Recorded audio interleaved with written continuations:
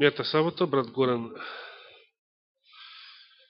не освежи со една прекрасна тема, но последица на таа тема е што не се сеќавате што се зборуваше пред 2 саботи. Во ред. Јас се обидев малку да направам една врска, значи колку да не се заборави, па затоа го постави библиското прашање за Јакововите маки, кој што Љубица го одговори точно, го погоди и прашањето и одговорот, и затоа сега без таа да одговори, можете ми кажете уште еднаш, каде во Библијата се споменуваат Јакововите маки?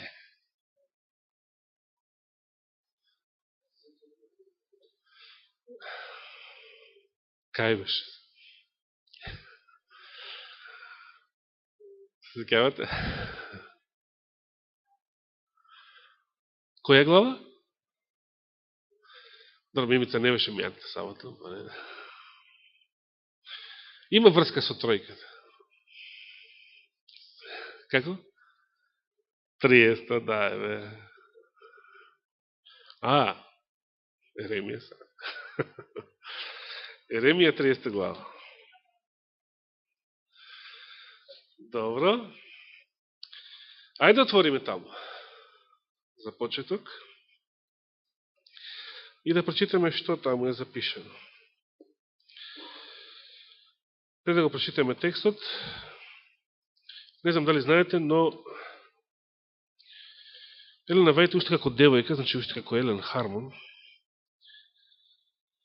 имала една визија која што била предупредување за незиниот иден сопруг и останатите верници во државата Мејн, да не се разочараат, бидејќи тие верувале дека Христос ќе дојде, очекувале да дојде и во октомври 1845 година. Си поставиле едноставно нов датум некои верници за октомври една година подоцна и цврсто били убедени дека тој сега ќе дојде.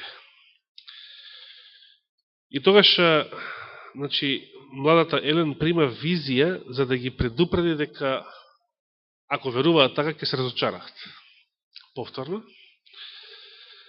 И да ги предупреди, значи, да не веруваат во датум, во тој и во било каков нареден датум.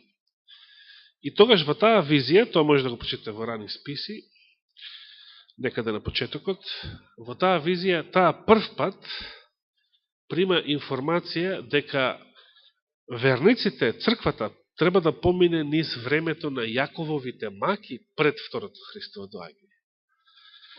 Самата Елена Вајт, без да знае што е тоа, значи, никогаш не го сретнала тој поим во Библијата, прв пат го чула во визијата, време на Јаковови маки, и се разбира, дори подоцна научила дека Библијата зборува на таа тема. И ние, можеби, сме такви, сме чуле, сме читале, сме зборувале, можеби, и во мејатото на оваа тема, но све цитирајќи Елена Вајт. Цитирајќи Голема борба, цитирајќи нејзини книги, визии и така натаму. Да видиме што самата Библија зборува за тоа. Значи, Еремија 30 глава.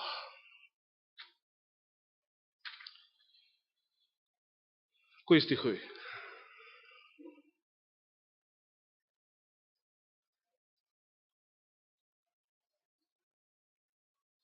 Ај, може да почнеме од 5-тиот, затоа што тоа е почетокот на контекстот. Вака вели Господ, што? Глас од смут и ужас слушаме ние, а не мир. Прашајте и размислете. Раѓа ли маж? Видите како прашање. 21. век може би и раѓа. Но на што се мисли? А зошто гледам при секој човек раците да му се на бедрата како при жена кога раѓа и лицата на сите да им се бледи. Како го пишуваше Софонија ова исто време, денот Господов е голем и страшен, тој е темнина, а не светлина, толку страшен што тогаш горко ќе овка и јунакот. И би сакал да повторам, не овие измислени јунаци од филмските представи, туку вистинските јунаци горко ќе овкаат во тоа време. Овде Јеремија гледа слична визија. Луѓето, мажите ќе се фаќаат за бедрата своји, како погодени од силна болка, и нивите лица бледи. 7 стих. О, тешко, голем е оној ден, нема сличен на него. Тоа е Господовиот ден. Тоа е мачно време за Јаков, или, како што велат по старите преводи, време на Јаковови маки, но тој, значи Јаков, ќе биде избавен од него. Како што првиот Јаков навистина бил избавен, така и целиот Израел, остатокот, спасениот Израел, 144.000 од 12 колена Израелови, ќе бидат избавени. Сите тие се наречени Јаков за тоа последно време. Да, Израел е Јаков и целиот народ се нарекува според него, но овде Јеремија прави конкретна споредба. Зошто Јаков? Затоа што тој имал слично искуство. Кој е било Јакововото искуство? Какво искуство имал Јаков? Има ли потреба да отвораме во Битие и да го читаме целиот тој извештај? Зошто е, еве да поставиме конкретно прашање, зошто е наречен Израел?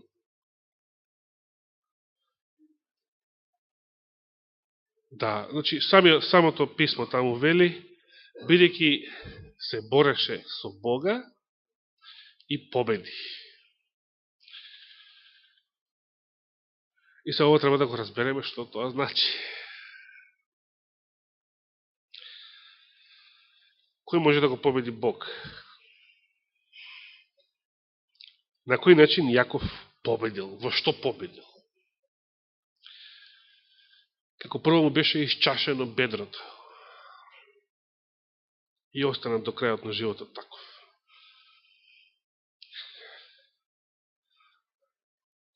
Јаков, што проблем имал пред да стапи во таа битка? Што проблем имал? Имал проблем со брат му, точно. Да. И затоа што имал проблем со брат му, ви случило тоа некојаш, имате некој конкретен проблем и размислувате за тој проблем. Речеме конкретен човек, ви е проблем. И размислувате за тој проблем и да речеме ви звони телефон или звони некој на врата или ве бара некој или ве бара полиција или и вие мислите дека заради тоа ве бара. Понекогаш случува некои луѓе се имаат мувата на капата, ги бара полиција и мислят дека заради тоа ги бара. А може би е нешто сосема небитно. Нешто сосема трето. И Јаков се имал мувата на капата. Јаков имал проблем со брат му. Каков проблем? Примил информации дека брат му со голема војска оди против него. И што е проблемот? Тоа е проблем. Во што се состои проблемот? Суштината на проблемот. Што Јаков ја чувствувал вината за гревот. Што причината зашто брат му е луд и зашто брат му е непријателски настроен кон него е гревот. Да. совеста го мачала. Неговиот греф. Да не беше неговиот греф, брат му немаше да има причина да биде непријателски настроен против него.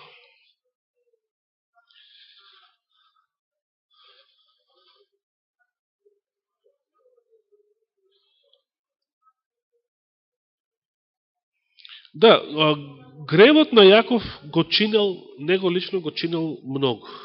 И мајка му, Ребека, ја чинело многу. Од тој ден кога Јаков избегал како млад човек, таа повеќе никош не го видел. Што значи дека и ни тој не жива, повеќе не ја видел. Тоа може да се нарече проклество, а не благослов. Исто така, може би некој денешен мајмун ќе смета за благослов тоа што Јаков имал еден куп жени и деца од сите за нив. Меѓутоа, за Јаков тоа не било благослов. За него било благослов само Рахела била благослов. Од другите имал само проклество.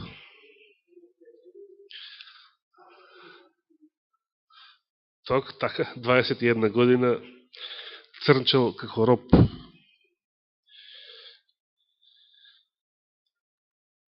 Иако Господ го водил и го штител, како што и му ветил преку таа визија, видение во Ветил,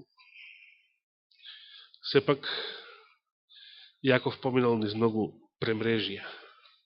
И сега на крајот, и покрај сиот стекнат имот, и покрај сите жени и семи и деца, се соочувал со гневот на брат му. Се соочувал со непријателска војска. Се обидел да го ублажи колко што е можно. Испратил слуги со подароци.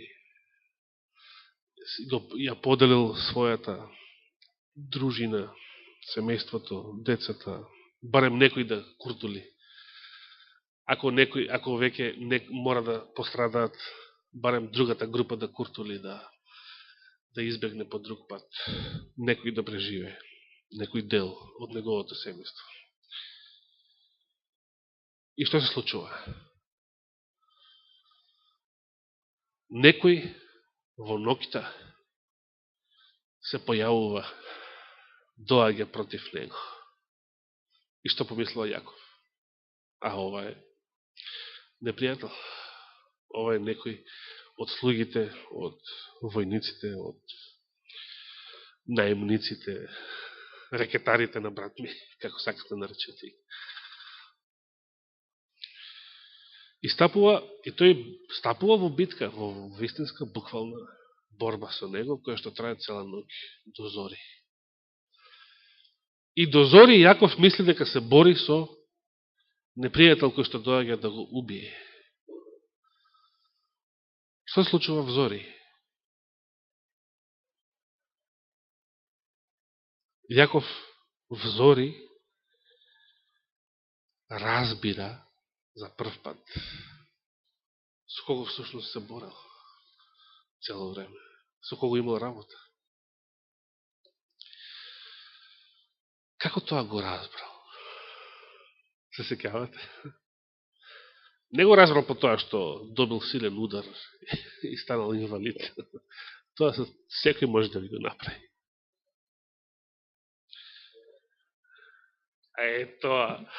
Тоа се тие убави зборови, господови. Јаков во еден момент разбира дека овој неговиот противник е некој кој што се бори, че не бега, не се предава да фати пат да избега, продолжува да се бори, ама многу чудно, како што и Јаков продолжува да се бори, нели? Макар и ранет, ама многу чудно му вели веќе е зори, се зазорува, а веќе е зора, пушти ме да си одам. Како да Јаков не му дава да си оди. Многу чудно, нели? Така не би поставил обичен човек. особено не ваш противник или непријател. Јаков разбира со кого имал работа цело време. И тогаш кога разбира со кого има работа, што прави? Тогаш не му леснало, ау, фала ти Господи, ја мислев дека е некој неранимајко. Некој непријател. Не, неговиот проблем не бил од телесна природа. Јаков не се плашал за својата кожичка како ќе помине во таа битка. Иако сериозно се грижал за своето семејство, децата, имотот, не е толку битно, меѓутоа, за семејството и децата секако. Тој го имал проблемот со совеста и кога сватил дека пред него стои Господ, клекнал, не го пуштал се уште. Клекнал, ги држал цврсто неговите раце и одговорил: нема да те пуштам додека не ме благословиш.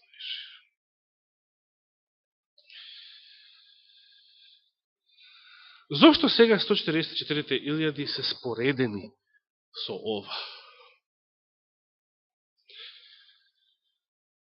Во што се состои споредбата?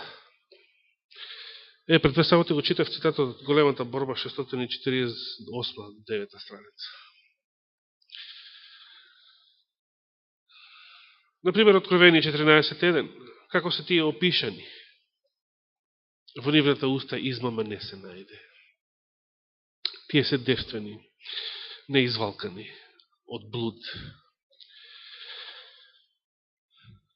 Тие го следат јагнето каде и да оди.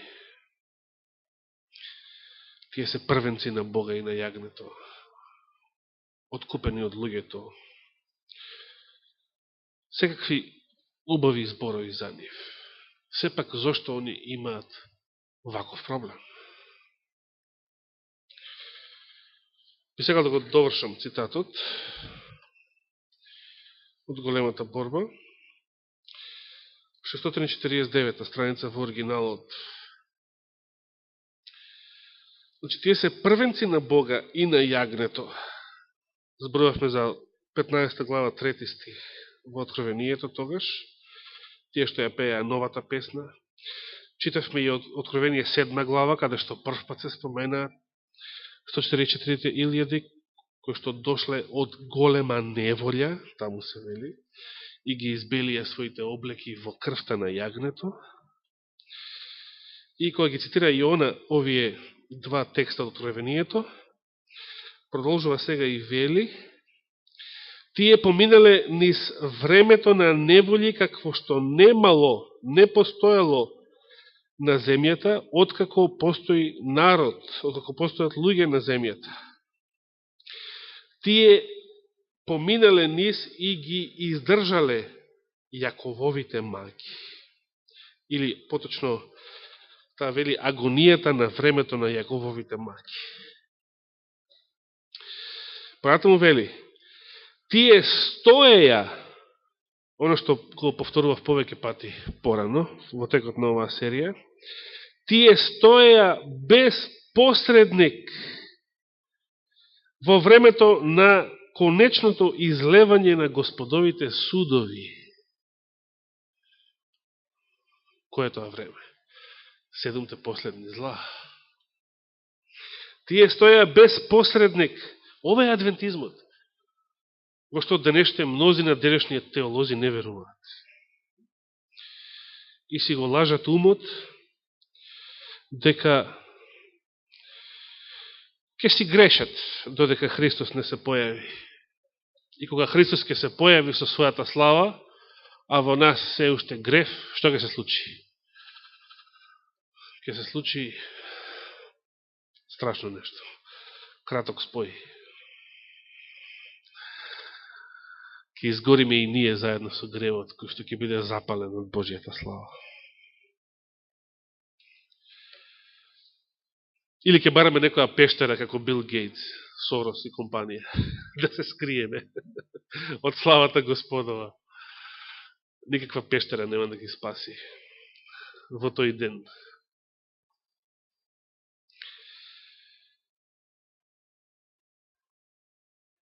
Тие стоја без посредник во времето на конечното излевање на Господовите судови. И тие беа избавени затоа што ги избелија своите облеки, ги измија, ги испраа своите облеки и ги избелија во крвта на јагнето. Зборовите од Откровение 7 глава. Видете што понатаму ви кажува. Тие ја виделе земјата опустошена од глад и епидемија, болести. Виделе како сонцето доби сила да ги пржи луѓето со голема жега. А и тие самите, значи запечатените, поминале и издржале страдање, глад и жет за сето тоа време. И дори после сите тие неволи и маки, низ кои што поминува земјата, големата борба 637 страница во оригиналот. Елена Вајд пишува: во тој момент гробовите се отвораат. Ова е при седмата чаша, која што била излејана. Седмото зло, седмиот гнев, како да речеме. Во тој момент, значи, после излевањето на седмата чаша, гробовите се отвораат. И внимавајте, овде не станува збор за општото воскресение при второто Христово доаѓање. Христос се уште не дошол во овој момент. Христос се уште не е дојден, а гробови се отвораат. За какво воскресение станува збор? Станува збор за едно воскресение за кое што пишува во Данијел 12 глава 2 стих. Специјално воскресение. Во тоа време гробовите се отвораат и мнозина од оние што спијат во земната прав се будат. Некој за вечен живот, а некој за срам и вечен презир. Така пишува и Данијел. Са Јахова го преведов со мој зборови. И Елена Вајд тука ја дава последната реченица. Внимавајте, реченица која што внесува голема забуна кај адвентистите. И големата и малата заедница, например, имаат различно толкување на оваа реченица. Различно толкување на оваа реченица. Сите кои што умреле со вера во третата ангелска вест излегуваат прославени од своите гробови, за да го слушнат Божиот завет на мирот со оние кои што го одржаа неговиот закон. Значи 144 илјади.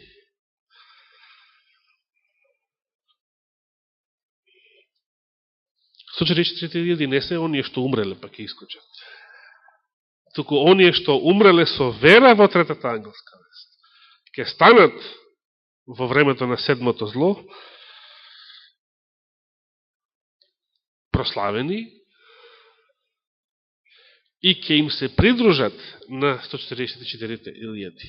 144 илјади цело време се оние што ги поминале предходните неволи. Ја виделе земјата опустошена со болести, епидемии, глад. Сонцето да ги пржи луѓето 7 пати посилно. Да не ги читаме сега сите зла во Откровение 16 глава. Може да ги прочитате дома. Сите 7 чаши. Од што се состојат. Додека овие што им се придружуваат воскреснати, прославени во специјално воскресение. При седмото зло. Тие само стануваат тогаш, после седмата чаша. Тие не ги виделе сите предходни неволи, сите предходни страдања. А запечатените ги виделе. Запечатените се цело време живи, затоа се запечатени. Тоа е поентата на адвентизмот, да бидеш жив запечатен. Лесно е да умреш со вера, Самата смрт е запечатување. Повеќе ти после таа смрт не можеш да грешиш, додека Господ не те крене. Но како да бидеш жив, без посредник, и да не грешиш. Тоа е последниот печат. Тоа е суштината на адвентизмот.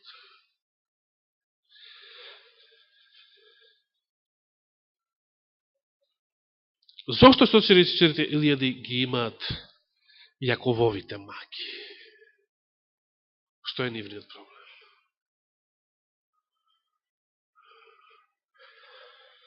Дали ние ќе знаеме некогаш, ако сме и живи, кога завршило времето на милост?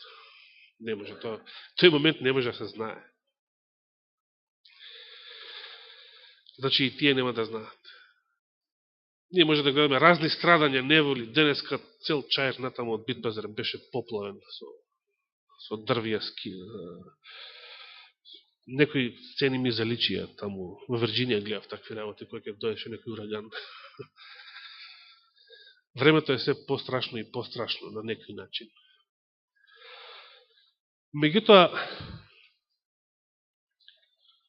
какви се неволи да се случуваат околу нас, ненормални појави, феномени, луѓето да ги гризаат своите јазици од болка. Никој од нас нема да рече, супер, ова е времето на големите неволи, значи ние сме си запечатени. Никој не може тоа да си го помисли. Самиот Господ, како Господ, знаел дека ќе биде распнат на крст и знаел дека ќе воскресне, знаел, значи, што следи потоа, па сепак, кога бил распнат, неговата мака била толку голема, неговата агонија уште од Гециманија била толку тешка, што како човек, вели Елена Вајд, немал надеж дека ќе излезе од гробот.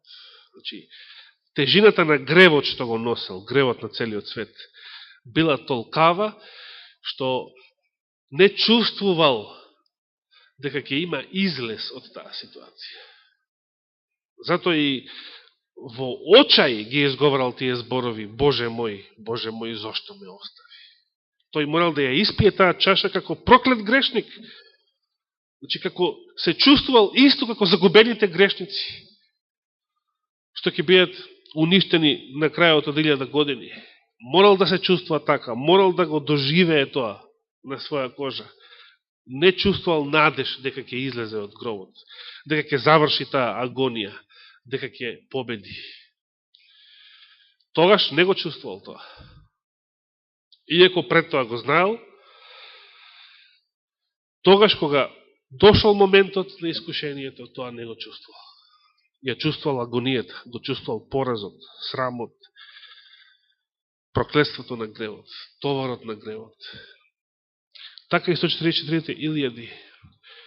Тие нема да се чувствуваат безбедни, поправедни од другите, од овие што умираат и паѓаат покрај нив 1000 или 10.000, од лева или десна страна. Заразени, покосени, испржени. Тие едноставно, гледајќи го сето тоа, ќе ги обзема само една и иста мисла, како што стои запишено во големата борба. Која е таа мисла? Дали постои еден, макар еден греф, непокајан, непризнат, нерасчистен во нивниот живот? Тоа ќе биде нивната агонија. И вели понатаму големата борба, и ќе се обидуваат да се сетат на таков греф. Ќе се обидуваат да се сетат на некој греф. И нема да може да се сетат. Зошто? Зашто сите нивни гревови биле предходно изнесени на суд и избришени од небесните книги. Меѓутоа, агонијата ќе ја чувствуваат. Прашањето ќе виси над нивната глава. Дали сум помирен со Бога? Дали сум спасен? Дали сум расчистил со секој греф? тоа прашање ќе постои. Без оглед како сме денес, ако тогаш бидеме живи, тоа прашање ќе постои. И тоа ќе биде времето на Јакововите маки. Но пророштото кажа дека тој, Јаков, ќе биде избавен од тоа, како што и остатокот на Израел ќе биде избавен. Запечатените ќе го дочекаат моментот на триумф, кога Божиот глас ќе се чуе од облаците, што ќе го најави денот и часот на второто Христово доаѓање. И ќе го слушнат заветот на мирот, кој што исто така подетално се опишува во големата борба. Времето не дозволува повеќе да дискутираме на оваа интересна тема, но затоа имате големата борба, па повелете, читајте ги тие завршни глави во неа. Добре да се подсетуваме секогаш на оно што некојаш сме очителе со голема радост и со духовна глад и жет. Може би било одамна кога последен пат сме ги читале тие зборови. Може би сега не сме така духовни и така воодушевени од тоа како на почетокот. Може би сме многу закоравени, многу стврднати во нашите срца. Но сепак Господ не повикува одново и одново да се дружиме со Неговата реч, бејќи само така може одново да не омекне, никако поинако. Нека му е фала и слава вечно. Амин.